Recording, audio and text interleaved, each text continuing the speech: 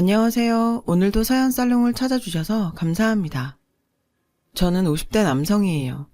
어머니와 함께 지방에서 오리백숙집을 꽤 오래 운영했어요. 저희 가게는 인적이 드문 변두리에 있었지만 꽤 입소문이 난 집이었어요.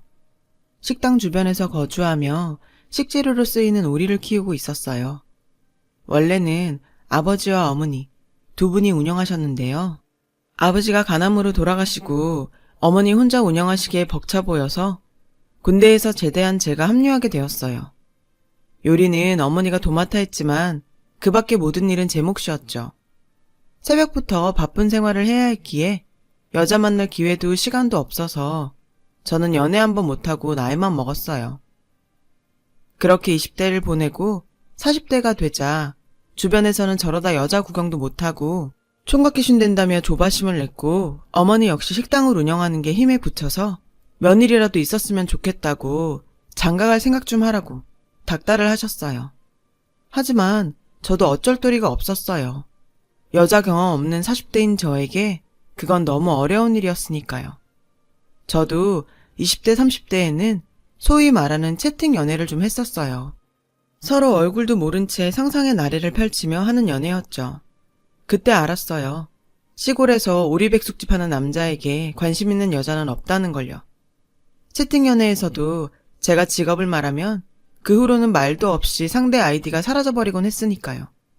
그렇다고 어머니께 곧이곧대로 말씀드릴 수도 없었어요. 저도 사람인지라 상처받기 싫어서 선자리가 들어오면 또 모를까 제가 나서는 일은 없었어요. 기회가 없다면 이번 생은 이렇게 살다 가는구나 포기하고 있었죠. 하지만 제 생각과 다르게 어머니는 며느리 얻는 걸 포기하지 못했고 당신의 모든 인맥을 총동원해 제 선자리를 마련했어요. 제 맞선 장소는 늘 저희 가게였어요. 제가 가게를 오래 비울 수 없는 데다 어머니가 맞선 보러 온 여자를 당신의 눈으로 직접 보시려고 제 의사와 상관없이 그렇게 정하고 있었죠. 열이면 열, 모두 여자들은 좋지 않은 인상으로 가게를 나가곤 했어요. 아니, 대체 뭐가 마음에 안 든다는 거야? 시집만 오면 이 식당이 지 거가 되는데 요즘 것들은 욕심이 하늘을 찔러. 어머니는 제가 퇴짜를 맞을 때마다 늘 이런 식으로 투덜거리셨어요.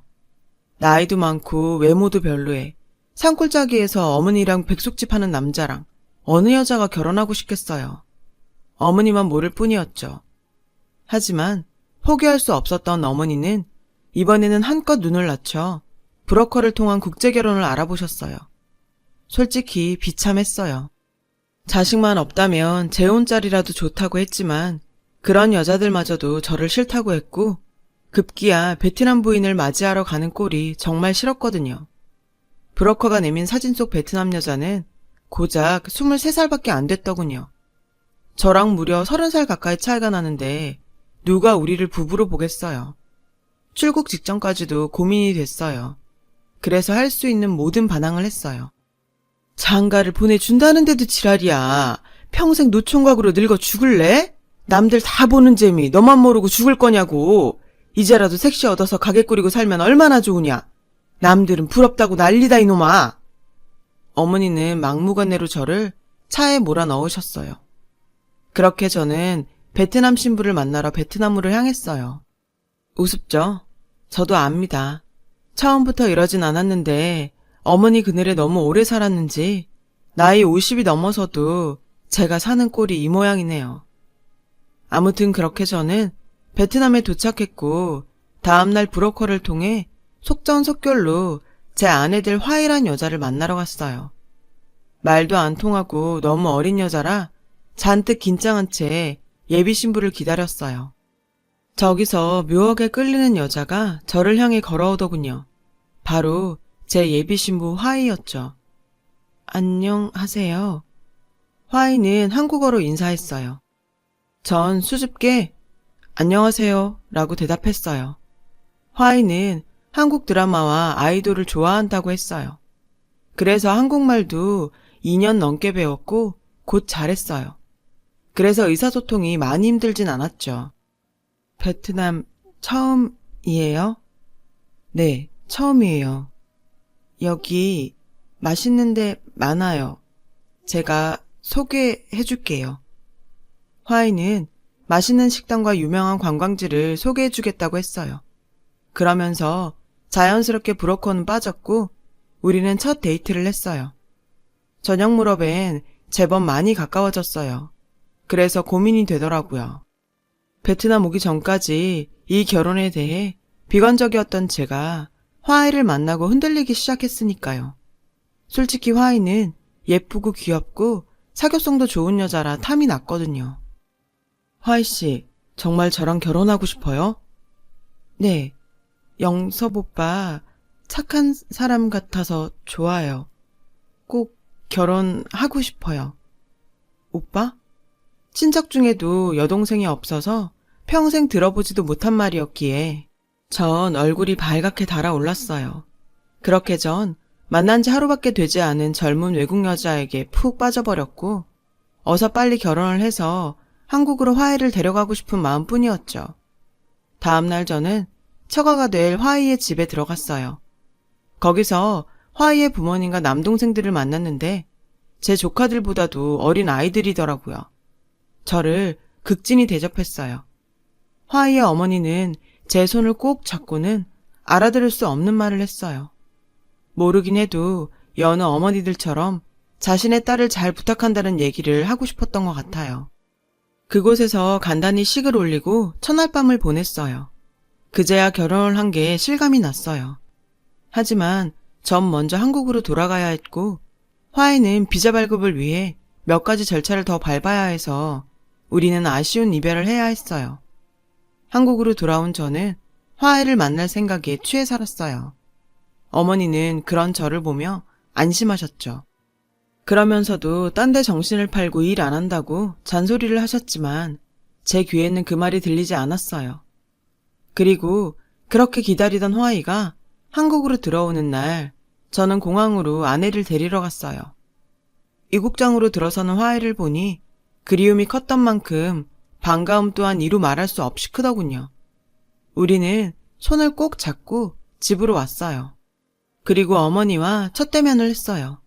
아내는 공손하게 인사를 했지만 어머니는 시큰둥 하셨어요. 빨랑 나와. 예약 손님 올 때 됐어. 바쁘다며 퉁명스레 절 부르셨죠. 아내와 함께 있을 생각에 피곤한 줄도 모르겠더라고요. 오히려 마음이 붕붕 나는 듯 했죠. 그런데 저 못지않게 며느리를 기다렸던 어머니는 뭐부터 가르쳐야 하나 생각이 분주한 것 같았어요. 저는 어리고 순진한 아내가 어머니께 호되게 당하지 않을까 걱정이 됐어요. 그래서 미리 일을 좀 배우고 내일 아침부터 같이 일하자고 했죠. 아내는 좋다며 그러겠다고 했어요. 전 그런 아내가 고마웠어요. 그렇게 몇 달이 흘렀고 아내는 그 사이 제법 일을 많이 배웠고 어느덧 식당의 일원으로 손색이 없게 되었어요. 아내는 꾸준히 한국어를 공부한 덕에 손님과도 크게 불편함이 없었어요. 일 눈치도 빨라서 일도 금방 배웠고요. 어머니는 그제야 마음이 놓이셨는지 제 아내를 믿어주기 시작했어요. 모든 게 순조롭게 돌아가니 포기했던 제 인생이 활짝 피어나는 듯 행복했어요. 그리고 더 늦기 전에 아이를 가져야겠다는 생각을 하게 됐어요. 하지만 아내가 어리니 조심스러워 그 시기를 좀 보고 있었는데 문제는 예상치 못한 곳에서 벌어졌어요. 영섭아, 내 말 잘 들어. 쟤랑은 애 만들지 마라. 알았지? 저는 어머니의 말에 충격을 받았어요. 보통의 어머니라면 하루빨리 손주를 보고 싶다고 재촉할 텐데 이상했어요. 엄마, 그게 무슨 소리예요? 이제 겨우 쓸만해졌는데 임신해봐? 병원 간다고 일 빠지고 놀 거 아니야? 내 어머니지만 기가 차더군요. 임신을 하면 일 못할까봐 애를 만들지 말라니 이게 말이 되는 소린가요? 저는 화가 나서 처음으로 어머니께 큰 소리를 냈어요. 저도 남들처럼 애 낳고 살고 싶어요. 이 문제는 어머니가 관여할 일 아닙니다. 저랑 화이가 알아서 결정할 거예요. 이 녀석이? 장가간 지 얼마나 됐다고 벌써부터 지 마누라 치마폭에서 놀아나? 그년이 애가 짜고 꼬시던? 이 애미한테 대들라고 시키더냐고. 어머니, 말씀 가려서 하세요. 연이라뇨. 저는 근 30년 만에 어머니께 화를 냈고 그런 제 모습에 어머니는 적지 않게 놀라신 눈치였어요. 그 소리에 놀라 아내가 주방에서 나왔어요. 무슨 일 있어요? 아니야, 당신은 신경 쓸 거 없어. 저는 아내를 다시 주방으로 들여보내고 저도 따라 들어갔어요. 그날 이후 어머니는 저와 아무 말씀도 하지 않으셨어요. 대신 제 아내를 구박하기 시작했죠. 아니, 넌 일을 어떻게 하는 거냐? 오리를 죄다 도망내 놓으면 어쩌라는 거냐고. 내가 정말 믿고 맡길 수가 있어야지. 미안합니다, 어머니. 됐어. 넌 나가서 상이나 닦아. 별것도 아닌 일에 어머니는 아내한테 화를 냈고 그렇게 밟던 아내는 주눅이 들어 얼굴에 그늘이 생기기 시작했어요. 요즘 엄마 때문에 많이 힘들지? 원래 당신 성에 차야 되는 분이라 그래. 그냥 한쪽 귀로 듣고 한쪽 귀로 흘려. 제가 못해서 그런 건데요. 그런데 어떻게 말을 한쪽 귀로 듣고 한쪽 귀로 흘려요? 아, 우리나라 말에 그런 게 있어. 신경 쓰지 말라는 뜻이야. 적어놓고 저도 써먹어야겠어요. 타국 생활도 익숙하지 않은데 저희 가게에서 일만 하는 아내에게 저는 미안한 생각이 들었고 고민 끝에 장을 보러 시장에 나간다고 하고 아내와 읍내 데이트를 할 계획을 세웠어요. 아내는 처음 먹어본다며 짜장면과 탕수육을 아주 맛있게 먹었어요. 그날은 그런 아내에게 옷도 사주고 가방도 사주며 남편 노릇을 톡톡히 했죠. 저기 봐봐, 우리 집 영섭이 아니야?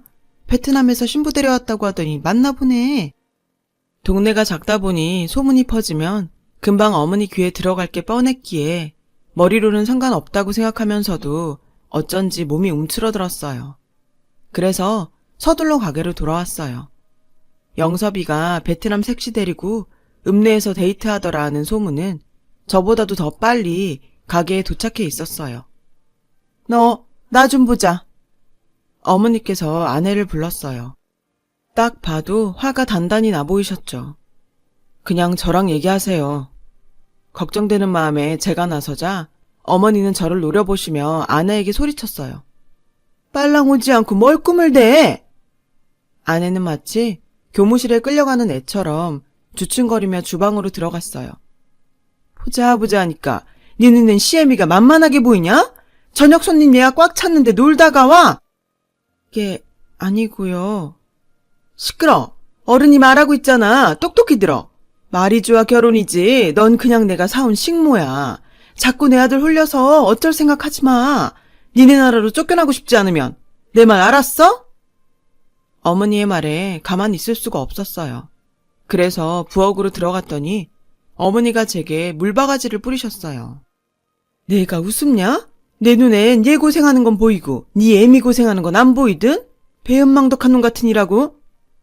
저는 어머니가 왜 그러시는지 도통 이해가 안 갔어요.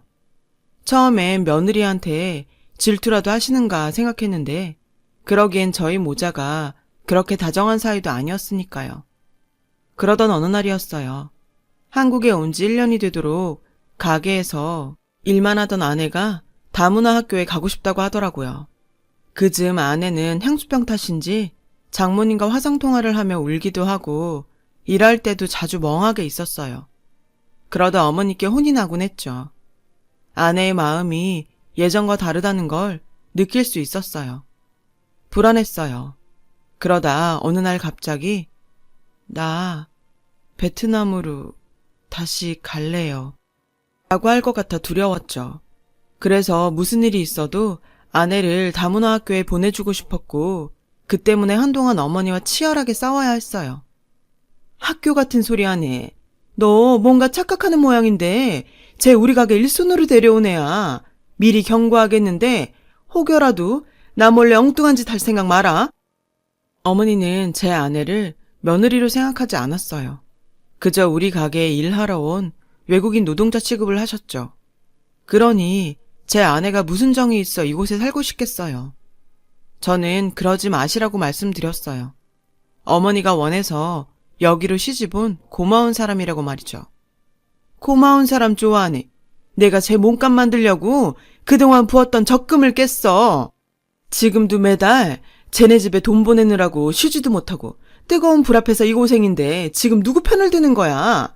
쟨 그냥 지 집에 돈 보내주려고 온 애야. 그러니까 간이고 쓸개고 빼줄 생각 마. 다달이 친정으로 돈을 보낸다는 건 처음 듣는 소리였어요. 아내는 분명 제가 좋아서 결혼하는 거라고 했거든요. 저는 아닐 거라고 생각하면서도 어머니 말에 조금씩 흔들렸어요. 화이, 한국에서 사는 거 아직도 좋아? 제 물음에 아내는 고개를 끄덕였어요. 하지만 제 안엔 불신이 쌓이기 시작했죠. 만약 다달이 친정으로 돈을 보내주지 않으면 아내는 어떻게 나올까? 저는 확신을 갖고 싶어서 더 늦기 전에 아이를 갖기로 마음먹었어요. 하지만 아내는 그런 저를 거부하더군요. 저는 충격을 받았고 아내는 변명을 하려고 했지만 저는 됐다고 했어요. 이후 우린 각방을 쓰기 시작했어요. 아내는 마치 각방을 쓰는 게 좋다는 듯 밤 늦게까지 핸드폰을 가지고 놀더군요. 가게 일도 하는 둥 마는 둥 했고 밖에 나갈 곳이만 찾아댔어요. 그 무렵 아내는 자신과 처지가 비슷한 베트남 여자와 알게 됐는데 밤마다 몇 시간씩 통화를 했어요. 화가 나더군요. 그래서 하루는 아내 방으로 무작정 쳐들어갔어요. 그랬더니 노트에 베트남어로 이것저것 낙서를 해놓았더라고요. 저를 보자 화들짝 놀란 아내는 허겁지겁 노트부터 감추는 게 아니겠어요. 저는 노트를 뺏어서 찢어버렸어요. 왜 그래요? 그걸 왜 찢어요? 아내는 제게 화를 냈고 저 역시 아내에게 화를 냈어요. 나 몰래 무슨 수작을 부리는 것 같아 차가운 시선으로 아내를 노려봤죠. 왜? 여기에 중요한 거라도 적어놨어? 베트남에 가서 뭐하고 살지 적어놨니? 아내는 제 말에 눈시울을 붉히며 조각이 난 종이를 주워 모았어요. 그 모습에 더욱 부하가 치밀더군요. 니네 집에 전화해서 얘기해. 다음 달부터 돈 못 보낸다고. 요즘 일하는 것도 영 맘에 안 들고 애 낳을 생각도 않고 방도 따로 쓰는데 우리가 왜 너희 집에 돈을 보내? 아내는 무슨 말을 그렇게 하냐고 소리치며 울었어요. 그 바람에 어머니가 나오셨더라고요. 저는 이를 키우고 싶지 않아서 어머니를 모시고 방을 나왔어요. 웬 소란이야. 제가 뭐라고 하든? 아니에요. 요즘 일도 잘 안 하려고 해서 뭐라고 좀 했어요. 잘했다. 안 그래도 요즘 꾀가 늘었길래 뭐라고 할 참이었다. 저는 심란한 마음에 한숨도 못 잤어요. 다음 날 아침밥 먹을 시간이 다 되도록 아내가 보이지 않았어요. 순간 싸한 기분이 들어서 아내 방으로 가봤더니 방은 말끔히 정돈돼 있었고 화장대에 편지 한 장이 놓여 있더라고요. 미안합니다. 저는 여기 있으면 안 될 것 같습니다. 베트남 집엔 이야기 잘 하겠습니다. 돈 안 줘도 됩니다. 잘 사세요. 글쎄 아내가 집을 나갔지 뭐예요. 그제야 정신이 번쩍 들었어요. 아내에게 확인도 않고 막말을 쏟아낸 제가 너무나도 한심스러웠어요. 무엇보다 아내가 걱정이 되었어요. 한국에 온 지 1년이 넘었지만 이곳 실정을 모르는 아내를 생각하니 내가 무슨 짓을 한 건가 싶었어요. 물가에 내놓은 어린 아이처럼 내내 불안하기만 했죠. 저는 가게 일도 팽개치고 미친놈처럼 아내를 찾으러 돌아다녔고 3일 만에 아내가 읍내에서 베트남 친구와 함께 베트남 음식집을 연다는 얘기를 듣게 되었어요. 저는 수소문 끝에 가게를 찾아갔어요. 가보니 앞치마를 입은 아내가 있었어요. 저는 차마 아내 앞에 나서지 못했어요. 이유는 아내가 너무나도 밝게 웃고 있었기 때문이에요. 처음 베트남에서 봤던 그 밝은 얼굴이 제 눈앞에 보이는데 심장이 쿵 하고 내려앉는 것 같았어요. 저렇게 밝은 여자를 데려다 지금껏 무슨 짓을 한 건가 죄책감이 들더군요. 어쩌면 아내는 어머니 말처럼 돈 때문에 저를 따라 한국에 왔을 수도 있어요. 하지만 그렇다고 해서 저에게 아내의 행복을 뺏을 자격까지 있는 건 아닌데 제가 착각을 했던 거죠. 저는 미련 없이 발길을 돌렸어요. 그런데 그 순간 멀리서 저를 부르는 소리가 들렸어요. 돌아보니 아내가 제 이름을 부르며 쫓아오고 있지 뭐예요. 어떻게 여기까지 왔어요. 아내는 많이 놀란 듯 눈을 동그랗게 해선 저에게 다가와 물었죠. 볼 일이 있어서 왔다가 우연히. 갑자기 나가서 미안해요. 아내는 베트남 음식점을 같이 해보자는 친구의 말에 그쪽에 신경 쓰느라 저희 가게 일에 소홀했다고 했어요. 진작에 설명했어야 했는데 그러지 못했다고 미안하다고 하더군요. 우리 집엔 제가 벌어서 돈 보내면 돼요. 안 그래도 그게 계속 마음에 걸렸어요. 부담 줘서 미안해요. 아니야, 내가 미안하지. 아니에요. 난 괜찮아요. 그러지 말고 같이 가서 맛 좀 볼래요? 오리 백숙만큼은 아니지만 맛있어요. 사실 제가 베트남에서도 요리를 잘했거든요. 저는 아내 손에 끌려 아내가 일하는 가게로 갔어요. 거기서 아내가 만들어준 쌀국수를 처음 먹어보게 됐죠. 낯설지만 맛이 깊은 게 우리 가게 오리백숙 못지 않더라고요. 나도 모르게 눈물이 났어요. 그런 제 모습에 아내와 아내의 친구는 당황했어요. 그러자 아내가 저 대신 변명을 하더군요. 내가 말했지, 우리 남편 착하다고. 잘못한 것도 없으면서 저런다니까. 저는 아내의 말을 통해 아내의 진심을 알 수 있었어요. 그래서 큰 결심을 하게 됐죠. 저는 곧장 가게로 가서 어머니께 말씀드렸어요. 여기 가게 접고 시내로 이사가요. 뭐? 잡아오라는 애는 안 잡아오고 무슨 뚱딴지 같은 소리야. 화이가 시내에 식당 차려서 못 오니까 내가 가려는 거예요. 엄마는 싫으시면 혼자 계시던가요. 뭐? 왜? 그년이 이젠 나 버리고 저한테 오라든? 말 함부로 마세요. 어머니한테는 화이가 며느리로 안 보일지 몰라도 저한테는 하나뿐인 아내예요. 홀려도 단단히 홀렸구만. 됐다. 이 가게에 나 혼자 하다가 콱 죽을라니까 넌 죽고 못 사는 그년한테나 가. 저는 어머니 말이 떨어지기 무섭게 짐을 쌌어요. 그리고는 다음날 당장 아내가 있는 가게로 갔어요. 저는 아내에게 이곳에 번듯한 신혼집을 얻어서 다시 시작하자고 했어요. 아내는 좋아서 어쩔 줄 몰라 했죠. 그러면서도 우리 어머니를 걱정했어요.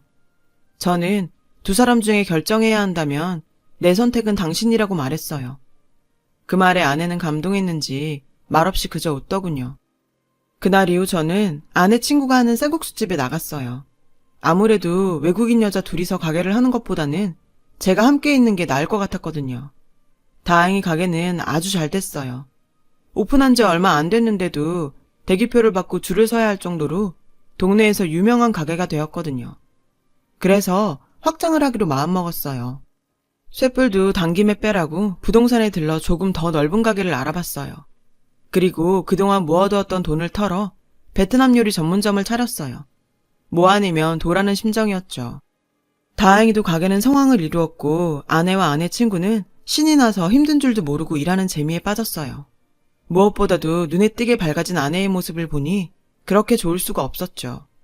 그러던 어느 날 손님 중에 익숙한 얼굴이 보였어요. 저희 어머니였죠. 근 2년 만에 보는 어머니는 그 사이 많이 야위셨더라고요. 아내는 어머니를 보자 눈물을 쏟으며 혼자 계시게 해서 죄송하다고 연신 고개를 숙였어요. 어머니는 너무 힘이 들어서 최근에 가게를 끝내 접었다고 했어요. 어쩌고서나 궁금해서 들렀다고 하셨죠. 가게를 둘러보신 어머니는 한 그릇에 7,000원 하는 국수를 팔아봤자 얼마나 남겠냐고 하시더군요. 그래서 슬쩍 월 매출을 말씀드리자 어머니는 놀라서 입을 다물지 못했어요. 그날 이후 어머니는 저희 가게에 나오셔서 손님 맞는 일을 시작했어요. 일손이 딸려 직원을 뽑을 예정이었는데 돈 아깝게 사람을 왜 쓰냐며 당신이 그냥 하신다고 고집을 피우셨거든요. 힘드시다고 아무리 말려도 한사코 소일거리로 당신이 하신다고 고집을 부리시는 어머니는 이제 쌀국수 매니아가 되셨죠. 이렇게 싸고 든든한 음식이 어디 있냐고 하시면서요. 아내는 어머니 건강이 걱정됐는지 철철이 한의원에 모시고 가 보약도 지어드리고 안마기까지 사드렸어요. 어머니 역시 제 아내를 세상에 둘도 없는 며느리라며 자랑하기 바쁘시고요. 비온 뒤 땅이 굳는다고 누구보다 서로를 챙기는 어머니와 아내를 보면서 내 인생의 봄날은 이런 게 아닐까 싶어요. 힘들게 이룬 가정인 만큼 지금의 이 행복을 지키도록 노력할 겁니다. 지금까지 제 사연을 들어주셔서 감사합니다. 여러분의 가정에도 좋은 일이 가득하길 빕니다. 여러분, 사연 댓글에 응원과 현명한 조언 부탁드려요. 좋아요와 구독은 저에게 큰 힘이 됩니다. 오늘도 좋은 일 가득하세요.